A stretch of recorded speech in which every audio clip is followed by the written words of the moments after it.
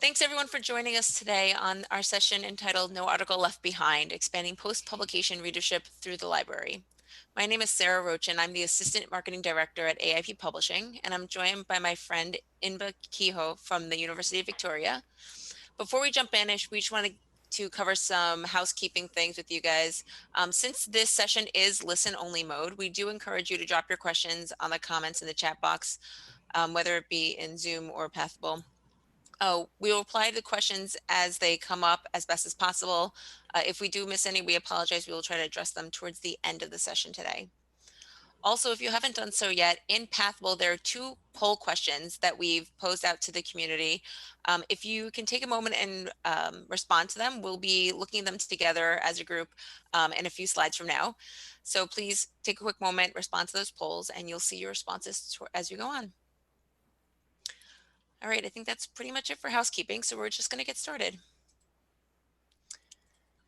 So today we're going to share the results of a survey that AIP Publishing put together and ran. It serves as the foundation for a white paper entitled Promoting Research, the Importance of the Librarian's Role. We're going to discuss how librarians currently help researchers promote their work, the challenges they encounter, and tips on how librarians and publishers can best support authors. During this session, Inba will also offer a librarian's view on promoting and supporting research. You'll see on the slide here a link to where you can download the white paper. The white paper is also loaded to Pathable, where you can download it under files. So feel free, please download it and share it out.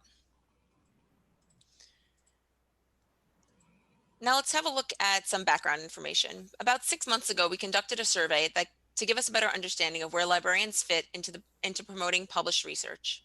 We received responses from across 3 continents, about half of which was from the United States.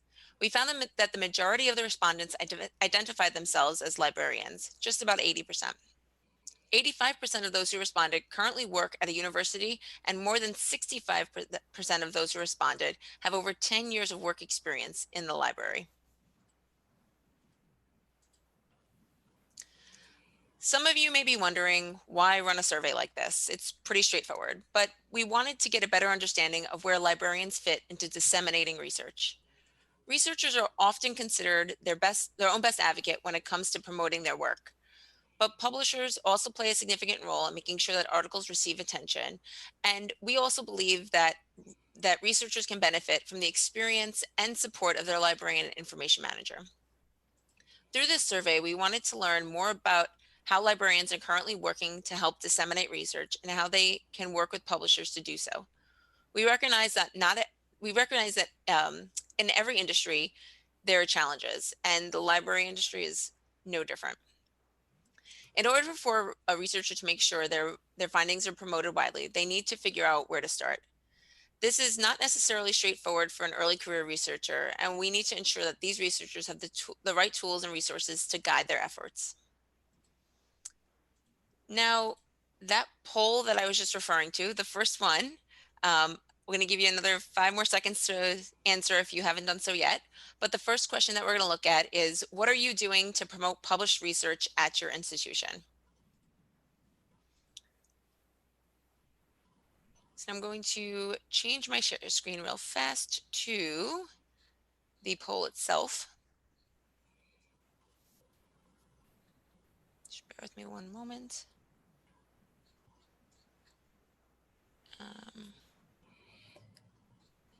Here we go. It's finally refreshed. So now you should be able to see the poll. Inba, you see it on there, yeah? Great. So in the question, what are you doing to promote research at your institution? We found that the top winner is discoverability. So that's amazing. Is over 40% of you are helping your researchers with discoverability, followed by researcher profiles, and tied is people who are doing other things. So if you don't mind, if you haven't done so yet, can you just take a moment and drop in the chat on either Pathable or on Zoom, and just let us know what that other is. Yeah, and I'm curious about what are the barriers or challenges that you are facing, that you find that this is not something that you can even tackle right now. It would be interesting for us to see that in the chat. So please feel free to add that comment in there too. Yeah.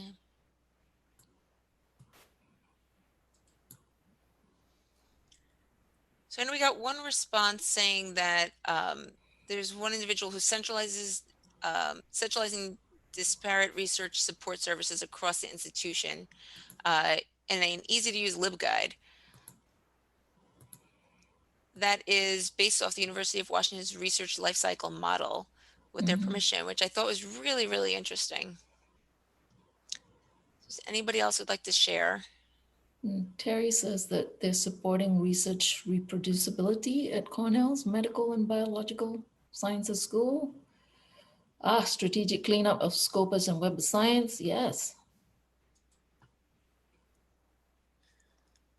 And we have somebody else says that they're supporting with Green OA, Mm-hmm.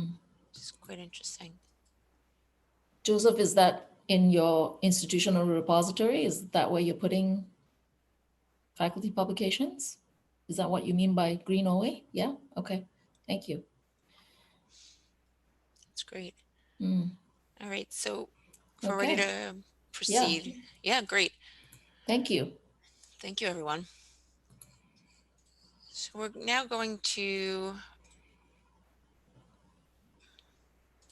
bear with me one moment. You should be back on the slide deck, yeah?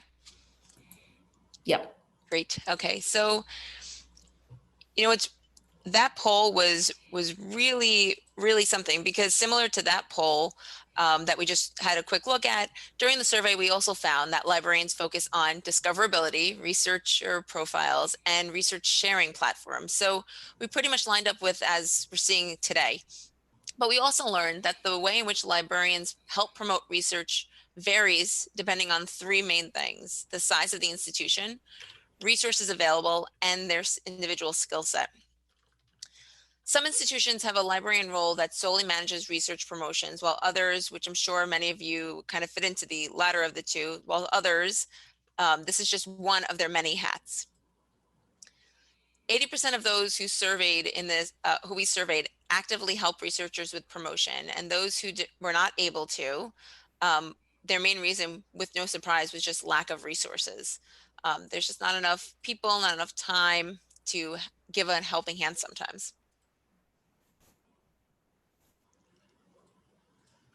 Now, helping researchers achieve their goals is the main reason why why we learn that librarians are offering assistance. Librarians want to help. That's what a lot of librarians are there for. But we also recognize that there's something to be said for institutional gain.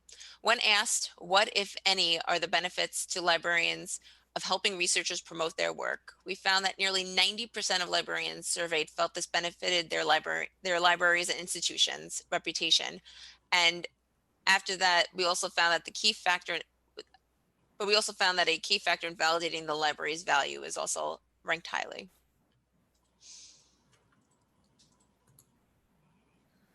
So towards the end of our research, we found that some of the top ways in which librarians can help ensure an article receives the best exposure is by assisting researchers with repositories, research profiles, such as ORCID IDs, which somebody mentioned earlier, social media presence, and soft skills, something like presenting at a conference and networking as well.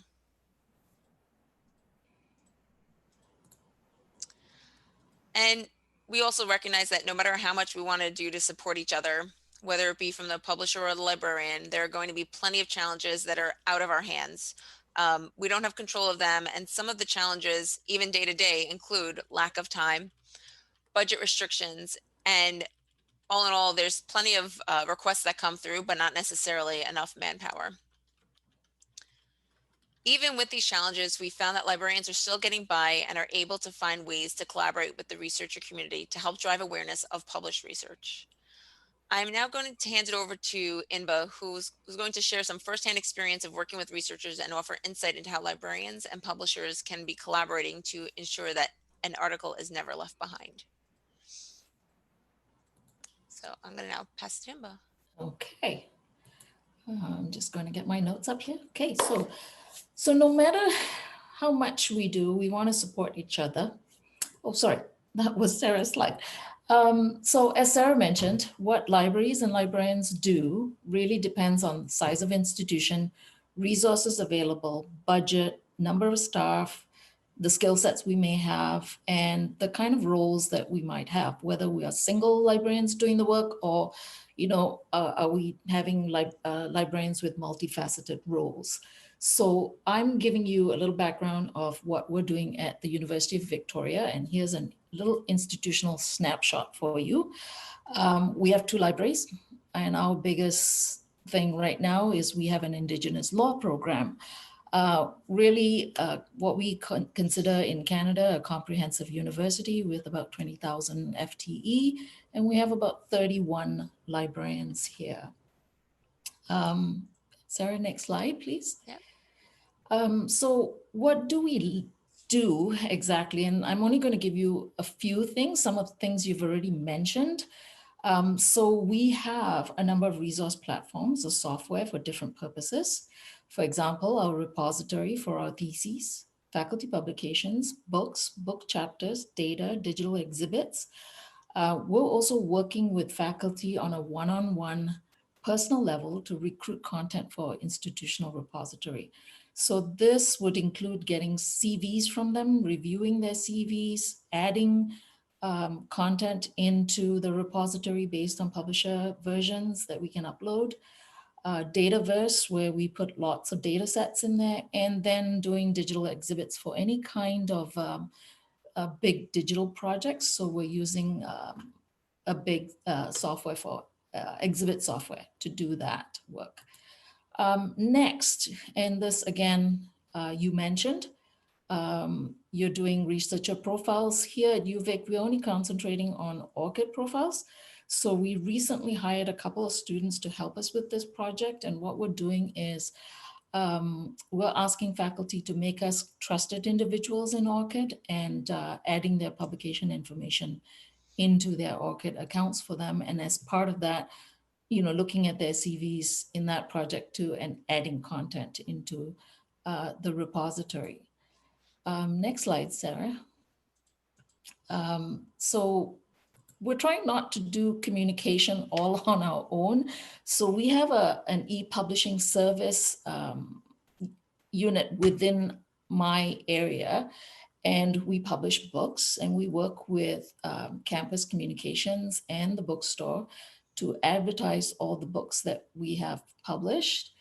So we partner with the bookstore. So that screen on your left there that you see is one that is on the bookstore's website where you can buy the book or you can download the book from our repository. Our campus communications unit usually sends out a campus checklist almost every day, sometimes, and sometimes every week, highlighting what faculty are doing on campus, whether it's interviews on radio or in the newspapers. So what we do is we take that information, look and see whether we have faculty publications in the IR and connect the two together. So that's one of those things that we kind of just adding to what's already being done. Our library acquisitions unit goes about purchasing any UVic authors that they can find and brings them into the collection as well. Let's see, next slide, Sarah.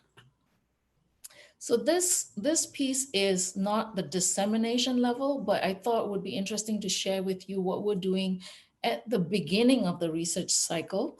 So what we have and have had, I think for maybe 3 years, possibly 4, is a grants menu. So these are just 2 samples of what is in our grant menu.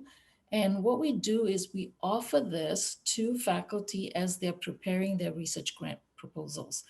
And we offer in-kind services, and it includes digital asset management, digital preservation, digitization work, e-publishing with books or journals, exhibiting their projects, metadata consultation, and research data management as part of the services. So we actually put some costs into the number of hours spent and how much it would be to help them with certain projects that they're working on.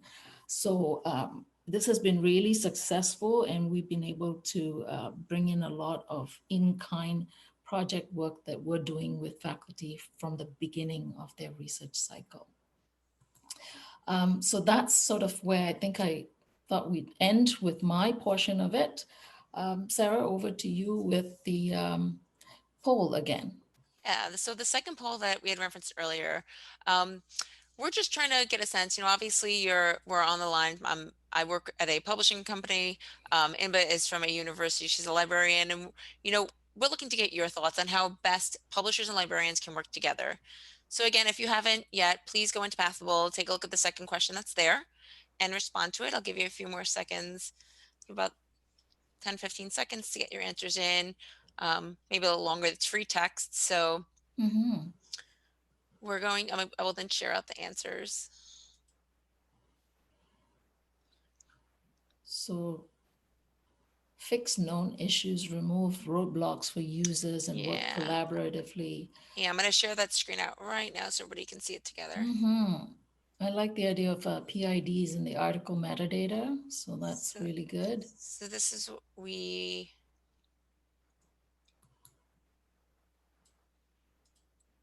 currently at. Creating interoperative platforms. What do you mean by that? Between the publisher and ourselves, or? Yeah, we can't actually see who responds to these, so if you have any additional feedback, please Mm-hmm. add it to the chat.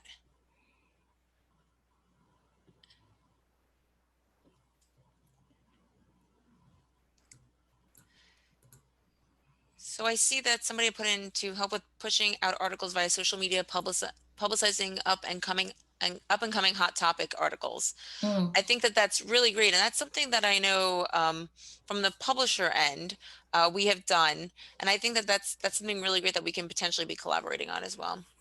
Mm-hmm. Right. If there's any other feedback on that, please drop it in the chat. Because we're going to pop back over to And I think I've been always thinking about auto deposits from publishers into repositories would be a great thing.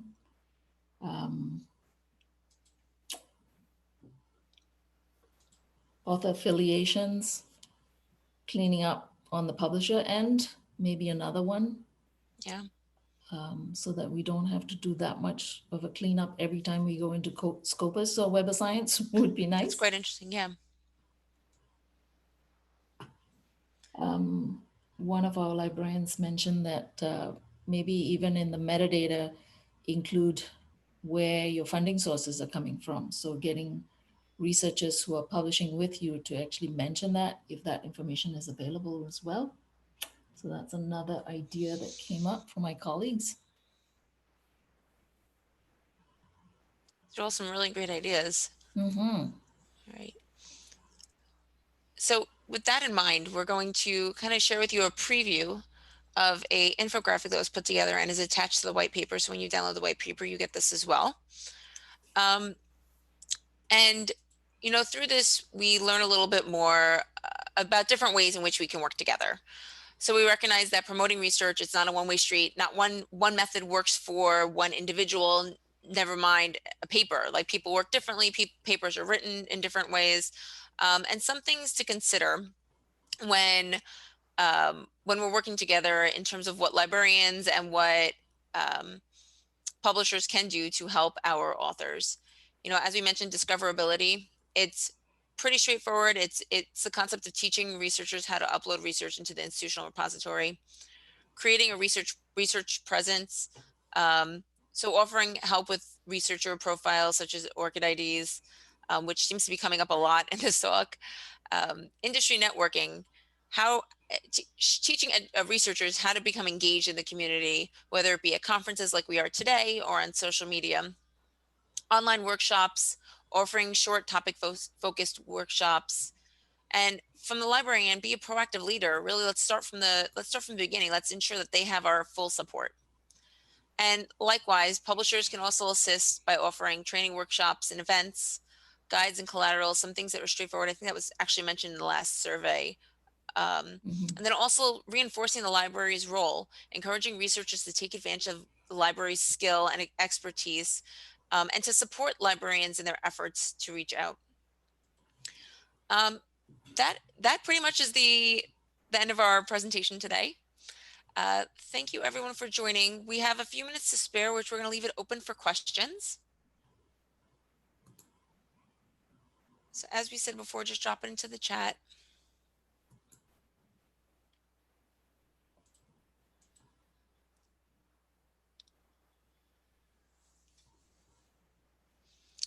There's nothing that comes up. I don't see anything on Skype. I don't think there's anything on Pathable there.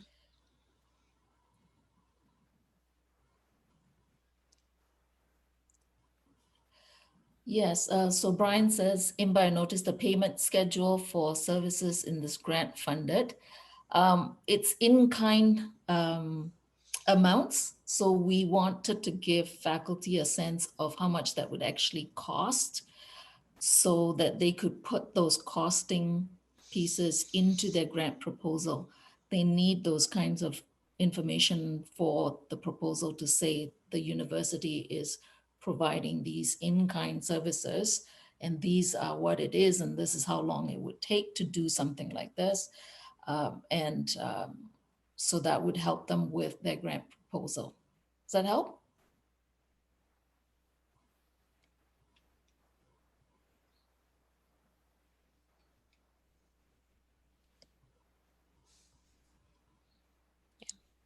Okay. We also have a grants and awards librarian specifically to do this work as well. So, since we hired her, it's been really, really beneficial having her around where she kind of leads everything. She works with the research office as well. So it's a nice little conduit that we have between the library and our research office and where the research proposals get accepted. And there's a nice little connection there. It's worked very well. It's really great. It sounds like you've really built something that that will kind of benefit everybody long term. Mm-hmm, mm-hmm. Yeah. Any other questions? Right.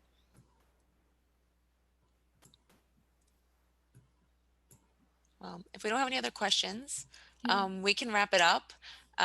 You do have our contact information on the screen. And again, feel free to download the white paper as well as the STEC if you're interested in it. It is on Pathable. Thank you everybody for your time and enjoy the rest of your afternoon or day for that matter. Okay, bye everyone. Thank you. Bye-bye.